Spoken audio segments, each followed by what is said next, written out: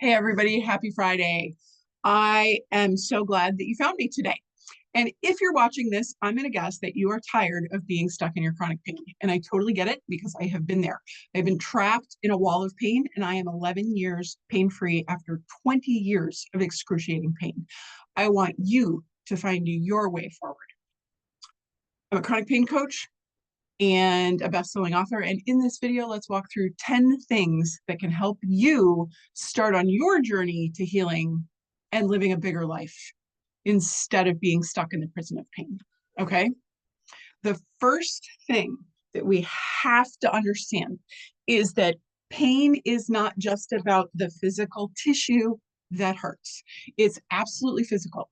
It's absolutely physical. So if anybody's told you that your pain is only in your head, that is the only place your pain lives, they don't understand what they're talking about, or they misrepresented the problem. But that is not true. It is emotional. It is social. It is behaviors. It's beliefs. It's the way that we move in our body. It's the way that we feel. It is a variety. It's how much sleep we get, the kind of foods we're eating, how much inflammation is inside of us. It is biology, psychology, and sociology. Our relationships and the quantity and quality of them even play into our pain. So think about your pain less like a body part and more like a puzzle. Your body part is a section of that puzzle. But if physical therapy and surgical intervention and procedural interventions and massage and chiropractic, if you have been doing that for more than 6 months and your body has not responded and you are still in pain, you are not seeing the whole puzzle. And it's time that we start looking at some other things so that we can figure out how to get past this. Okay? The first step is learning about your pain. I get that that sounds insane, but because we think pain is all about tissue and like, owie, owie, this hurts, or it's out of alignment, or it's not straight, or it's weak, or it's got trigger points, or it's this, it's that, it's the other thing. And we keep pursuing those things, but those things aren't solving our problem. We have to learn that chronic pain is much, much more colorful than those little stories that we've been told, right? Because all the things that are supposed to help those things would have fixed them, and then we wouldn't be in pain anymore. So there is more to the puzzle. And by getting educated about how chronic pain really works, that it's not in your head, but it is affected by your brain, that is where victory lies.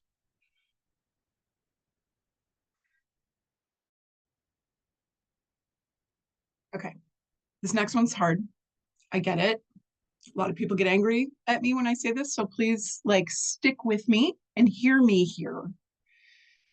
But acceptance is the next step. So we can have all this education, right? We can learn all about what creates chronic pain, and you can do that in my chronic pain explained class for free. It doesn't cost you anything.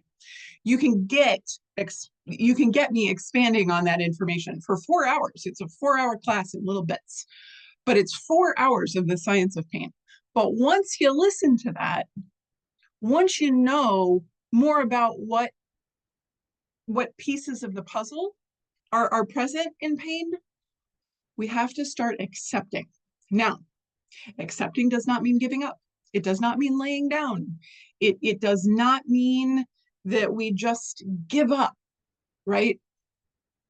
Acceptance is acknowledgement that you are in pain today. Okay, this is what I'm working with today. This is how I woke up today. Part of what keeps us in pain is the constant battle with the pain. We're fighting against it instead of working with it. When we start to accept that this is the body that we are living in at this current time, in this current place, acceptance allows us to take all of that energy that we are using to fight against the pain and apply it towards actual progress instead of just wasting it in frustration and anger. I know that's hard. I know it's hard. And it took me a long time to get there. And it's a cycle. Like it doesn't all happen at once, right? It's something you have to practice, it's something you have to work with. That's why mindfulness is so often suggested for people in chronic pain. It can help us kind of settle in. Okay. Then there's understanding how your body reacts to different situations. It's knowing things like in chronic pain, an increase in your pain more than likely means that you have experienced some kind of stressor, and that there are things you can do to bring your stress down, which will also bring your stress down. But if we keep thinking that it means that something else is damaged, that ramps us up more. It makes our bodies more tight. It produces more cortisol. It produces more adrenaline. It makes our nervous systems more sensitive. So we feel pain more intensely because our body is trying to get our attention. If we're in acceptance and acknowledgement, it already has our attention. So we're much better able to take care of it. I think of it kind of like this. I've got a very sweet orange cat who I probably misappropriately named. I named him Oliver, and I probably should have named him Garfield. When I go into the kitchen, he starts meowing. It starts out rather soft. He wants food. It doesn't matter what time of the day it is, he wants fed. And the longer I ignore him, the louder he gets to let me know he hasn't gotten what he wants. That's what our pain does. That's what our pain does. It is a signal to get our attention. That's part of its job. I mean, it does a lot of things, but that's part of its job. So if we keep ignoring it, if we keep fighting against it, it's going to get louder and louder. And by paying attention to it, acknowledging it and saying, yeah, okay, I'm living with pain today and I don't really want to, but here we go. I'm going to accommodate this pain. It's not going to scream at you as loudly because you're paying attention to it. All right. So once we understand all that, the next thing we do is we deal with our flare-ups because we know they're coming. Flare-ups and chronic pain go hand in hand. They exist in the same world. They will continue to happen. It is a thing. But if you make a plan before the flare starts, like when you are at your baseline, when you're having, like a normal day, if you make a plan then for when your pain escalates, you are going to be the one that's in control. Even when the pain spikes, you'll learn to identify some of your stressors. You'll be able to see the early signs of a flare-up starting, and you'll know what to do when the flare hits. It's about being prepared and not panicking. Okay. If you're interested and you don't know what a flare plan is, you don't know when it's appropriate to use it, you don't know why you're flaring, I have a course, education.restoringvenus.com. If you go to the courses page, you will find all kinds of courses, and one of them is the pain flare roadmap. And it is a very short course. It will help you figure out how to get through that, when you need to go to the ER, when you don't, why you have flares and what you can do about it. So if that's something where you're getting stuck, that's a resource that I've got. Okay. All right. One of the other things I find with my clients is once the pain becomes chronic, right? So like the doctors are starting to be like, that's not supposed to continue happening. We stop life until we can get the pain resolved. For some of us, we are going to live with some level of pain for the rest of our lives. That sucks, but it is reality. But if we start to make goals back towards living, little ones at first, right? That brings us out of this like cocoon that we've been in, this cocoon of pain, which is not a very pleasant cocoon, right? It'll take us out of that and it'll move us back into like actually living our lives instead of sitting on the sidelines of our lives, which is often what happens with pain, which is what makes it so flippin' miserable. So you're going to be like, okay, I'm going to walk to the mailbox twice today. Maybe it is improving your sleep. Like you're like, okay, I'm going to put the phone down and go to bed a half hour earlier, because sleep is a major, major piece in most people's pain pictures. But we set little goals and then we have success with them. And then we want to set more goals because we're human beings and we like dopamine and we like success. Baby steps lead to giant changes. We want progress, not perfection.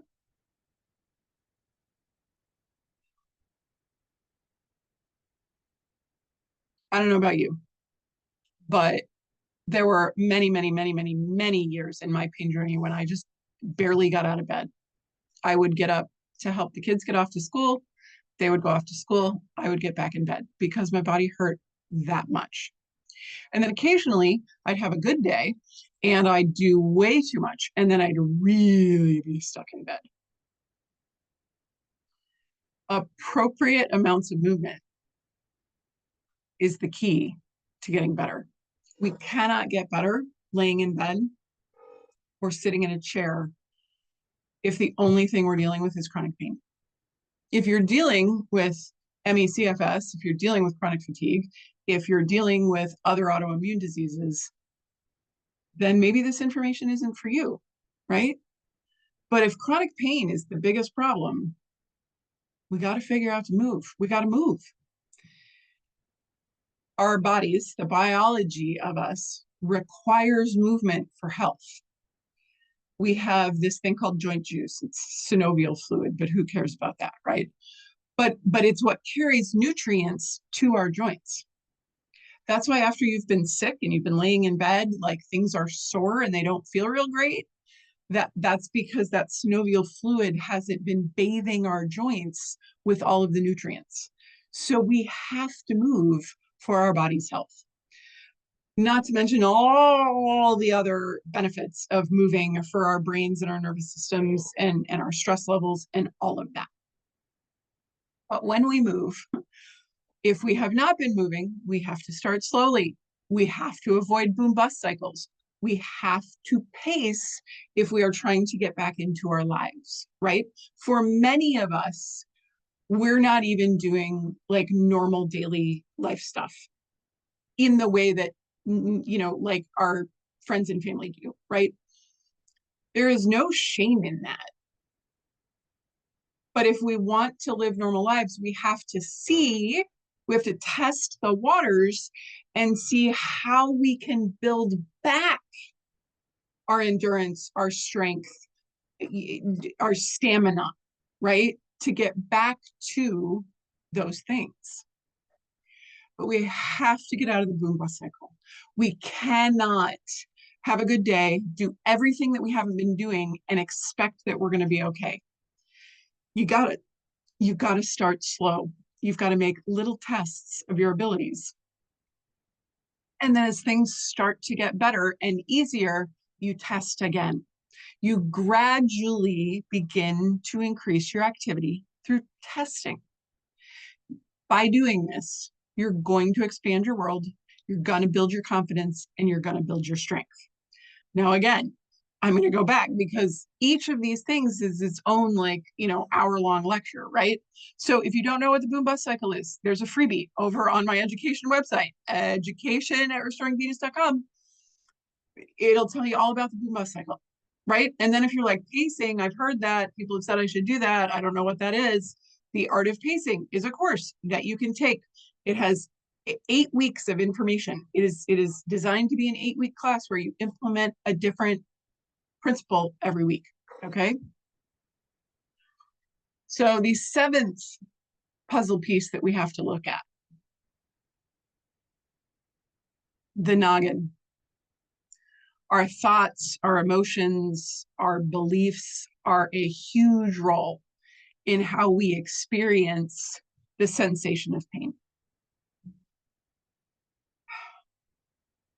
There's so much under this that I want to boil it down, right? But If we focus on the negative, that's what we're going to see. It's going to be very hard to get the positive. And fun fact, human brain just is geared. It's like wired to focus on the negative. So we have to take extra effort to focus on things that are positive. We have to be gentle to ourselves because part of, not the whole of, but part of the reason that we are experiencing so much pain is because our bodies are constantly in fight or flight, or often in fight or flight. So we have to create safety, kindness, softness, peacefulness, like ease. There's a million different ways to say it. But if you are in an outside environment, so like not inside your body and inside your head, but if your outside environment is chaotic and dangerous and lacking in housing, food, shelter, clothing, those kinds of things, we need to get that solved first. That has to be solved first because that's the basic. And you know what? I know that there are people that are hearing this that are like, but Amy, I don't have that. I know.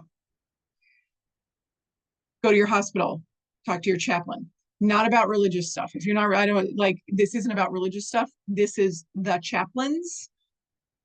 They know all of the resources in your community. Find a mega church. Give them a call. Hopefully they'll help. They should help. They should help direct you to resources, right? Because they're supposed to be used to dealing with the community in crisis. These are resources. The the social worker at your local hospital, if they are not completely overwhelmed with the number of patients that are in the hospital that they're trying to get services for, that's another person that has like the down low on what is available in your community. So let's get that taken care of. If you are fortunate and you are in a situation where you have, a roof over your head and you've got clothes on your back and at least some food to eat, then you can start looking at your mindset. What do you believe about your pain? What does your pain mean to you? How do you respond to your pain? What are some beliefs that you have that may actually be driving your pain? For instance, one of my big beliefs was that my pelvis was unstable because that's what a zillion medical professionals had told me. And every time I hurt more, I thought my pelvis was looser and looser, which led me to be more sedentary. Ends up, none of that was true. After I had my pelvis bolted together in a surgery 18 years into my journey because I just couldn't take it anymore, turns out I would continue to have the same pain, but there's no way in Hades that my pelvis was still moving because there were 5 giant screws in it. Yeah. So that belief was not so very helpful. And then it was very catastrophic when I thought that was what was causing my pain and it wasn't. And then that's when I was like, okay, this doesn't make sense. And I started on my journey towards understanding the current science of pain, which is what I share with you now. So I know that it sounds cliche, and I'm not talking about toxic positivity because I hate that, and your brain knows that you're lying to yourself. So please just don't do that. Don't participate in that. It really will increase your pain. But you cannot heal your body and your pain if you ignore your mind and your stressors and big T traumas and little t traumas. So if you're like, okay, Amy, I believe you, I know what you're talking about, but I don't know where to get more information about that. Guess what I'm going to tell you? Education.restoringvenus.com. Untangling thoughts and emotions. It's got a big yellow yarn ball on it. That will take you through belief, behavior, trauma responses, things that we do that we don't know we're doing that are not creating our pain, but are like keeping us in that nasty cycle. So if that's a piece of your puzzle that you want to explore, that is for you. The next one's one of my favorites. Did you know that feeling alone, So you can be in a room full of 1,000 people, but if you feel alone or you feel disconnected, that creates an environment where inflammation occurs more readily. It's called a pro-inflammatory environment, right? Isolation is bad. Isolation is what mammals do when they're going to crawl, like they crawl off by themselves to die. Pain isolates because of societal beliefs and the way that others respond to people in pain, because of ableism, because of all of these things that are not our fault at all. But we must reconnect to ourselves, our loved ones, our passions, our hobbies, our purpose. When we spend time doing things that make us happy, when we spend time in community, we heal. Because we don't have time for pain. I know that sounds kind of silly, but it's true. The pain may still be there, but we've built this big life around it. So instead of pain being all we see, it gets smaller, right? It's off in the distance. It makes a difference. So we gotta get connected. You need connection. There are a million Facebook groups where you can hang out. There are a ton of creators on TikTok that that talk about their chronic pain stories, right? And you can interact in the comments. I like Facebook because you can talk to each other with more words than TikTok, but go wherever is comfortable for you. I have a group on Facebook. If you like this kind of content, if you want more information, if you want to talk with me more closely, my Facebook group, Chronic Pain Support Stories and Solutions, is a great place to do that. Okay. We've got to remember, okay, this is number 9. We got to remember that healing is not a straight line. It is like this chaotic up down. I mean, it's more like a tornado than a straight line. And doing something to document where we have been, all of our little victories along the way, and remembering that success is positive on the rough days when we've taken too big a swing, or like there were too many other factors and we're down for the count for a few days, but we're using our FLARE plan. So we're not scared, but we recognize that we need to adjust. We've got to be flexible in the way that we approach enlarging our lives, right? So just because we can't do it today, or just because we need that medication today, does not mean we're going to need that medication 9 months from now, a year from now, 2 years from now, right? I say this because I think a lot of people think once they get on medication, they have to be on it forever. Now, my GP has been amazing at teaching me that that is not true. Around the time of my divorce a decade ago, I had a serious bout of very, very serious depression. And funny story shorter, my doc put me on antidepressants. And I was like, yeah, fine. And he was like, no, we're going to check again in 6 months and we're going to see if you still need them. And I was like, yeah, okay, fine. And he checked at 6 months and I was like, I mean, I don't know. And we tried to wean me down and it was not time. And then he said, okay, let's check again in another 3 months. Like, let's just have a quick phone call or email me through the portal. We didn't have that yet, but whatever. We checked in and I was like, I think I'm doing better. Maybe we can try weaning off. I was able to wean down the amount of antidepressant I was on. And then at a year from when I started, we weaned me completely off. I have been on and off anxiety meds. Many of you know I'm suffering from long COVID, and there have been a variety of medications that I have needed for a time. We tried them. My symptoms improved. We tried to take me off, and I was able to get off the medication. Other symptoms improved. We tried to get me off, and I needed to continue the medication. It is okay to work with your doctor.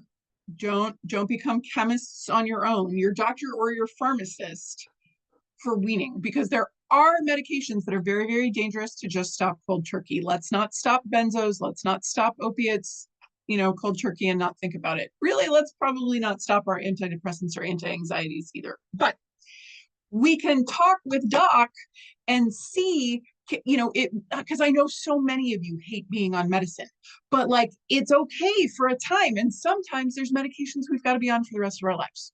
It is what it is, right? At least it's helping our symptoms. Now, if it's not helping your symptoms, please talk to your doc about that. That's a completely different conversation. You don't have to be on your medications forever. You have control over that. Talk with your doctor, please. I'm begging you, please. Okay. And then just remember, healing is not a straight line. Getting our lives back, re-entering our worlds with purpose and meaning and less pain, that is not a straight line. That takes time. I was in pain for 18 years, 20 really, by the time my pain was manageable, and I was living a bigger life. It had been 20 years. I am 11 years pain-free, and there is very little that triggers me anymore. I do not have my original pain. I do not have that anymore. Haven't had it in years. Okay. But, the long COVID is a whole different beast. So what I'm saying is embrace the journey. You have chronic pain, and that absolutely sucks. But the journey is everyone's journey. We're growing. We're learning to be kind to ourselves. We're adapting. We're developing resilience. We're going to take it one day at a time. And we're going to remember we are not alone. There are 1 in 5 people live in chronic pain. 1 in 5. That's 20% of people in the United States, Canada, UK, and Australia. That's a lot of people in pain. You are not alone. Your doctors may treat you like you are, but you are not. There are a million resources. There are a million stories. And if I am not your fit, I'm sorry, but I appreciate you. And go find somebody that talks about these things that is your fit.